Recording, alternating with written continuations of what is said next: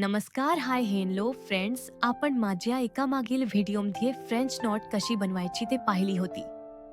या व्हिडिओचा थंबनेल पाहून तुमच्या लक्षात आलं असेल की आपण आज काय शिकणार आहोत. सर्वात पहिले आपण सुईमध्ये सिल्क थ्रेड ओवून घेऊया. आपल्याला थ्रेड 4 पदरी म्हणजेच एकूण 8 पदरी ओवून घ्यायच्या आहे. त्यासोबत आज या व्हिडिओमध्ये सिक्वेन्स म्हणजे टिकली वर्क करून सिल्क थ्रेड पासून ट्रेंडिंग फ्लावर डिझाईन शिकणार आहोत. चला तर मग डिझाईन शिकायला सुरुवात करूया.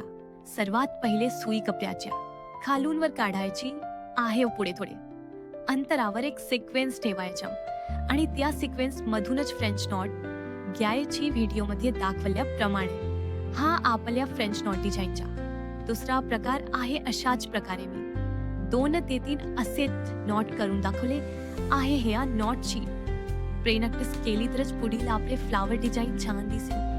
प्रॅक्टिस केल्याशिवाय फिनिशिंग येणार नाही. चला तर मग आपण पुढील टप्प्याकडे जाऊ. व्हिडिओत दाखवल्याप्रमाणे तुम्ही पेन्सिलने स्केलच्या मदतीने गाईडलाईन करून घ्या, म्हणजे थोडं सोपं जातं. त्यानंतर सुई कापडाच्या वर काढून घ्यानंतर थोड्या अंतरावर एक सिक्वेन्स ठेवून घ्या आणि तिथेच नॉट. या व्हिडिओमध्ये दाखवल्याप्रमाणे इथे आपली एक पाकळी तयार झाली.